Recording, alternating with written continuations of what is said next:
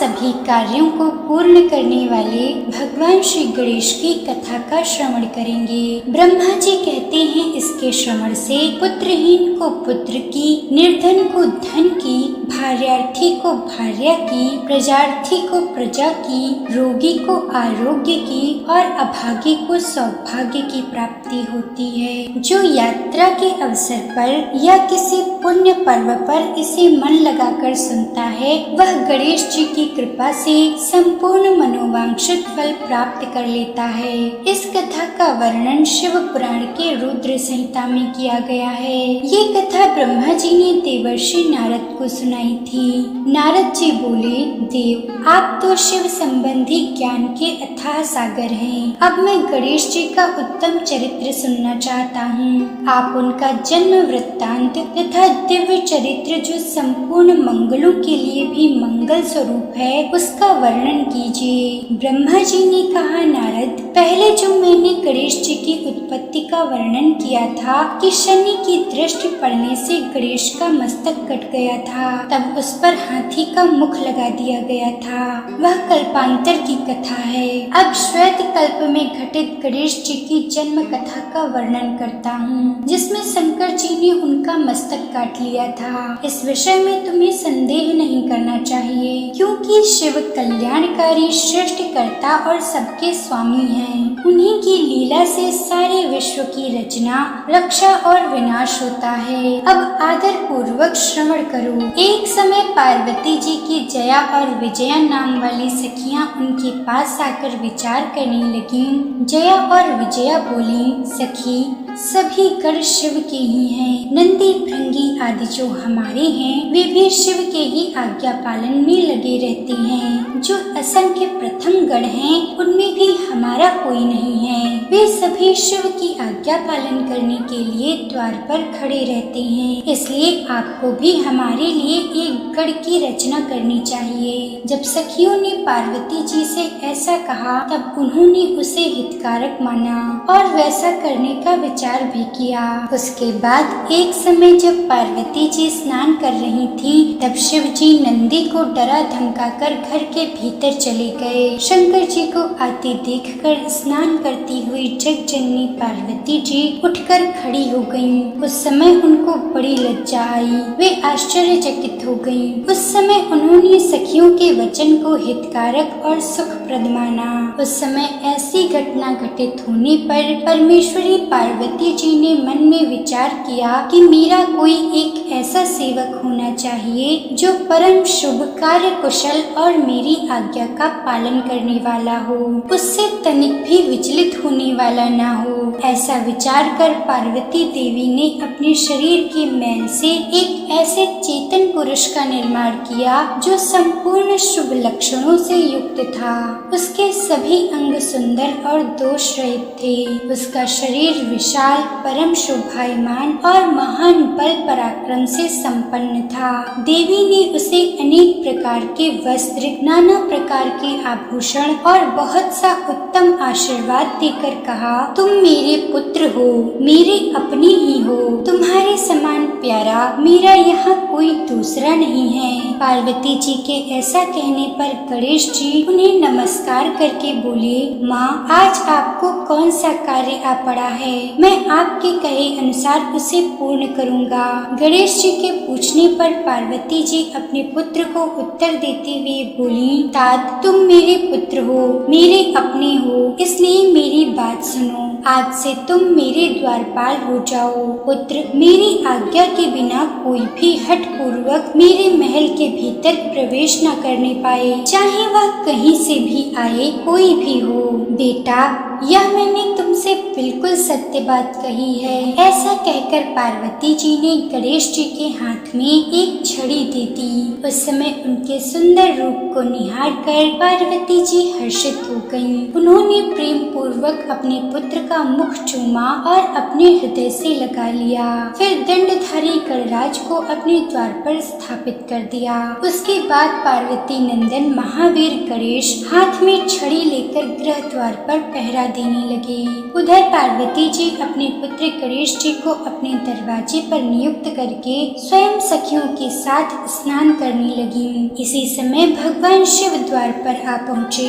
गणेश जी उन्हें पहचानते तो थी नहीं, इसलिए बोल उठे, देव, माता की आज्ञा के बिना तुम अभी भीतर न जाओ। माता स्नान करने बैठ गई हैं। तुम कहाँ जाना चाहते हो? इस समय यहाँ से हट जाओ। उन्हें ऐसा करते देख शिव जी बोले, मूर्ख, तू किसे रोक रहा है? दुर्बुद्धे, क्या तुम मुझे नहीं जानता? मैं शिव के अतिरिक्त और कोई नहीं हूँ।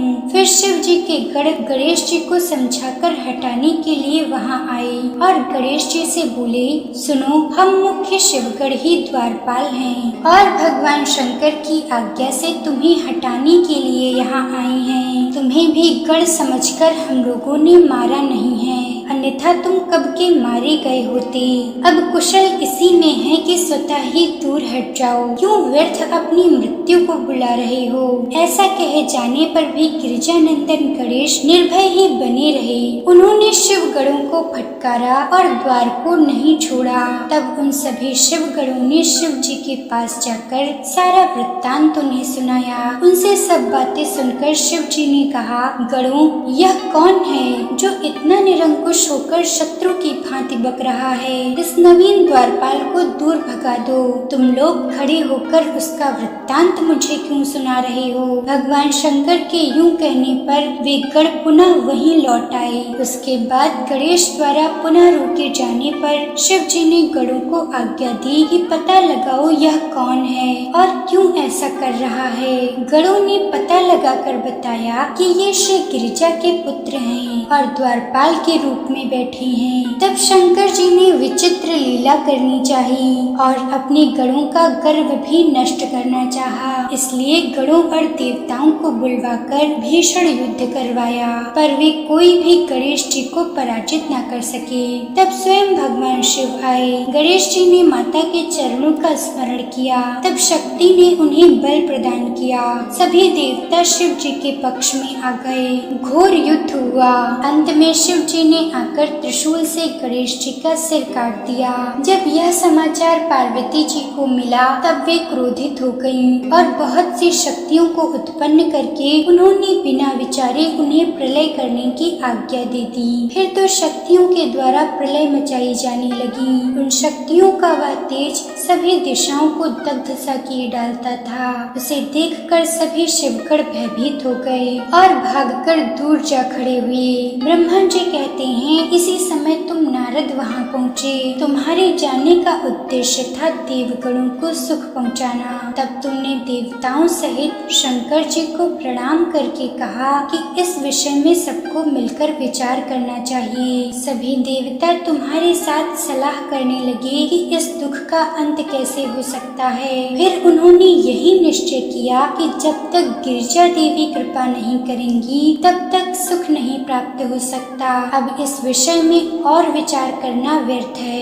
ऐसी धारणा करके नारद जी सहित सभी देवता और ऋषि भगवती शिवा के निकट गए और क्रोध की शांति के लिए उन्हें प्रसन्न करते हुए उनकी स्तुति करके बारंबार उनके चरणों में प्रणाम किया। ब्रह्मा जी कहते हैं, नारद, तुम सभी ऋषियों द्वारा स्तुति किए जाने पर भी परादेवी पार्वती जी ने उनकी ओर क्रोध भरी दृष्टि से ही देखा, किंतु कुछ कहा नहीं। तब उन ऋषियों ने पुनः उनके चरण कमलों में सिर झुकाया और भक्ति पूर्वक हाथ जोड़कर पार्वती जी से कहा, देवी, अभी संहार होना चाहता है, अतः क्षमा करो। अंबिके, तुम्हारे स्वामी शिव भी तो यही हैं, तनिक उनकी ओर तो दृष्टि करो। हम लोग ये ब्रह्मा विष्णु आदि देवता तथा सारी प्रजा तुम्हारे ही हैं और दीन होकर अंजलि बांधे तुम्हारे सामने खड़ी हैं। परमेश्वरी, इन सब का अपराध क्षमा करो। अब इन्हें शांति प्रदान करो। सभी देव ऋषि ये कहकर अत्यंत दीन भाव से व्याकुल हो हाथ जोड़कर चंडिका के सम्मुख खड़े हो गए। उनका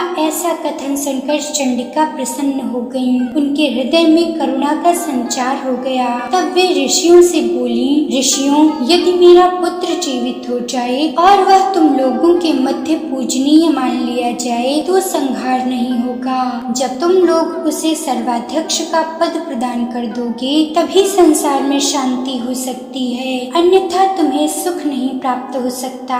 ब्रह्मा जी कहते हैं, नारद, पार्वती जी के ऐसा कहने पर तुम सभी ऋषियों ने उन देवताओं के पास आकर सारा वृत्तांत कह सुनाया। उसे सुनकर इंद्र आदि सभी देवताओं के चेहरे पर उदासी छा गई। वे शंकर जी के पास गए और हाथ जोड़कर उनके चरणों में नमस्कार करके सारा समाचार निवेदन किया।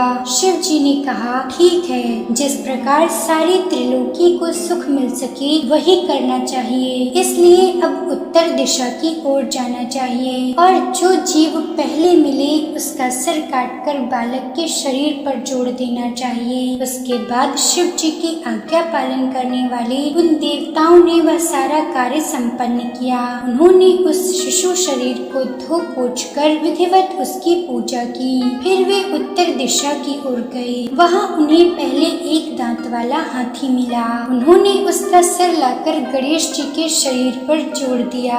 उसके बाद सभी देवताओं ने भगवान शिव आदि को प्रणाम करके कहा कि हम लोगों ने अपना कार्य पूरा कर दिया, अब जो करना शेष है उसे आप लोग पूर्ण करें। उसके बाद ब्रह्मा विष्णु आदि सभी देवता भगवान शंकर को प्रणाम करके बोले, आपके जिस तेज से हम सभी उत्पन्न हुए हैं, आपका वही तेज वेद मंत्र के अभियोग से इस बालक में प्रवेश करे। इस प्रकार सभी देवताओं ने मिलकर वेद मंत्र द्वारा जल को अभिमंत्रित किया। फिर शिव जी का स्मरण करके उस जल को बालक के शरीर पर छिड़क दिया। उस जल का स्पर्श होते ही गणेश जी शीघ्र ही चेतना युक्त होकर जीवित हो गए और सोए हुए की तरह उठकर बैठ गए। पार्वती नंदन गणेश को जीवित देखकर वहां उपस्थित सभी लोग आनंद मग्न हो गए और सारा दुख विलीन हो गया। तब हर्षित होकर सभी लोगों ने गणेश को पार्वती जी को दिखाया। अपने पुत्र को जीवित देखकर पार्वती जी परम प्रसन्न हुई। जब गिरजा पुत्र गजानन जीवित हो गए तब गणनायक देवों ने उनका अभिषेक किया। अपने पुत्र को देखकर पार्वती देवी आनंद मग्न हो गईं और उन्होंने गणेश को दोनों हाथों से पकड़कर अपने हृदय से लगा लिया। फिर अंबिका ने प्रसन्न होकर अपने पुत्र गणेश को अनेक प्रकार के वस्त्र और आभूषण प्रदान किए। उसके बाद सिद्धियों ने अनेकों विधि विधान से उनका पूजन किया। इस प्रकार पार्वती देवी ने अपने पुत्र का सत्कार करके उसका मुख चूमा और प्रेम पूर्वक उन्हें वरदान देते हुए कहा, बेटा, इस समय तुम्हें बड़ा कष्ट झेलना पड़ा है, किंतु अब तुम कृतार्थ हो गए हो, तुम धन्य हो। अब से संपूर्ण देवताओं में तुम्हारी अग्र पूजा होती रहेगी और तुम्हें कभी दुख का सामना नहीं करना पड़ेगा। क्योंकि इस समय तुम्हारे मुख पर सिंदूर दिख रहा है, इसलिए मनुष्यों को सदा सिंदूर से तुम्हारी पूजा करनी चाहिए। जो मनुष्य पुष्प, चंदन, सुंदर गंध, नैवेद्य, रमणीय आरती, तांबुल और दान से तथा परिक्रमा और नमस्कार करके विधि पूर्वक तुम्हारी पूजा करेगा, उसे सारी सिद्धियां प्राप्त हो जाएंगी, उसके सभी प्रकार के विघ्न नष्ट हो जाएंगे। पार्वती जी ने अपने पुत्र गणेश जी से ऐसा कहकर उन्हें अनेक प्रकार की वस्तुएं प्रदान करके पुनः उनका अभिनंदन किया। तब गिरिजा की कृपा से उसी क्षण देवताओं और शिव गणों का मन विशेष रूप से शांत हो गया। उसके बाद इंद्र आदि देवताओं ने शिवा की स्तुति की और उन्हें प्रसन्न करके वे भक्ति भाव से गणेश देव को लेकर शिव जी के पास चले। वहां पहुंचकर उन्होंने गणेश जी को शिव जी की गोद में बैठा दिया। तब शिव जी भी गणेश जी के मस्तक पर अपना हाथ फेरते हुए देवताओं से बोले,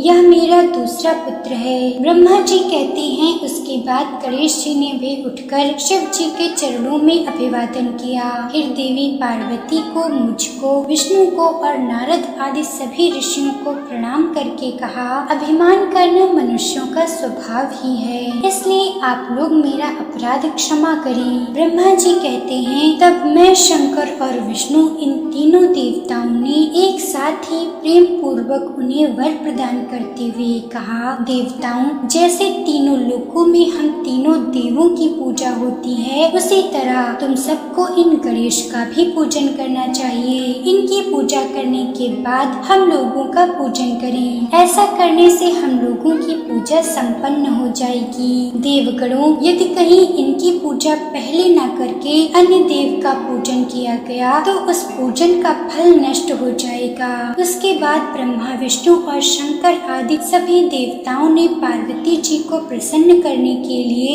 वहीं गणेश जी को सर्वाध्यक्ष घोषित कर दिया। उसी समय शिव जी गणेश जी को वर देते हुए बोले, गिरिजानंदन, निसंदेह मैं तुम पर परम प्रसन्न हूँ।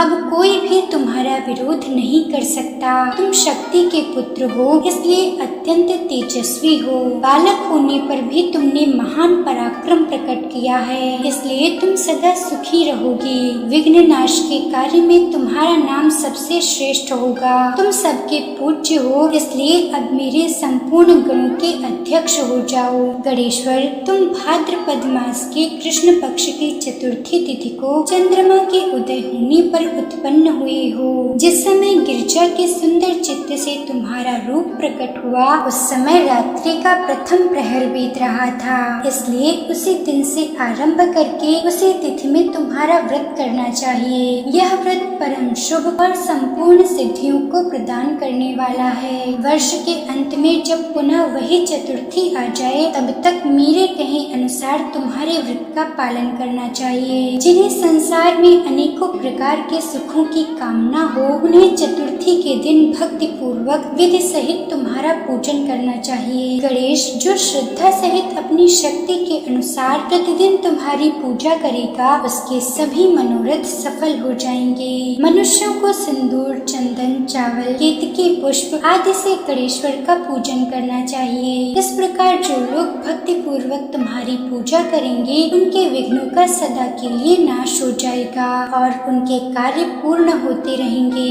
सभी लोगों को, विशेषकर स्त्रियों को यह पूजा अवश्य करनी चाहिए। व्रत करने वाला मनुष्य जिस जिस वस्तु की कामना करता है, उसे निश्चय ही वह वस्तु प्राप्त हो जाती है। इसलिए जिसे किसी वस्तु की अभिलाषा हो, उसे अवश्य तुम्हारी सेवा करनी चाहिए। जब शिव जी ने गणेश जी को इस प्रकार वर प्रदान किया, तब संपूर्ण देवताओं, श्रेष्ठ ऋषियों और शिव के समस्त गणों ने तथास्तु कहकर उसका समर्थन किया और विधि पूर्वक गणेश जी का पूजन किया। ब्रह्मा जी कहते हैं, उस समय गिरिजा देवी को जो आनंद प्राप्त हुआ, उसका वर्णन मेरे चारों मुखों से भी नहीं हो सकता। उस अवसर पर देवताओं की दुदंभियां बजने लगी, अप्सराएं नृत्य करने लगी और पुष्पों की वर्षा होने लगी। इस प्रकार गणेश के गणाधीश पद पर प्रतिष्ठित होने वहाँ महान उत्सव मनाया गया। सारे जगत में शांति स्थापित हो गई और सारा दुख नष्ट हो गया। शिव जी और देवी पार्वती को विशेष आनंद प्राप्त हुआ और सर्वत्र अनेक प्रकार के सुखदायक मंगल होने लगे। उसके बाद सभी देवगण और ऋषिगण अपने अपने स्थान को चले गए। ब्रह्मा जी कहते हैं, तब मैं और विष्णु दोनों अपनी अपनी धाम को लौट आए। जो मनुष्य एकाग्र होकर इस परम मांगलिक प्रसंग को श्रवण करता है, वह संपूर्ण मंगलों का भागी होकर मंगल भवन हो जाता है। जो शोक सागर में डूब रहा हो, वह इसके श्रवण से निसंदेह शोक रहित हो जाता है। अगर आपको गणेश जी की ये पौराणिक कथा पसंद आई हो, तो वीडियो को लाइक करके कमेंट में जय श्री गणेश अवश्य लिखें और सनातन धर्म की इन सच्ची कथाओं को सभी तक पहुंचाने के लिए चैनल को सब्सक्राइब करके वीडियो को शेयर अवश्य करें, जिससे सनातन धर्म के लिए किए जा रहे हमारे प्रयास को सफलता मिले।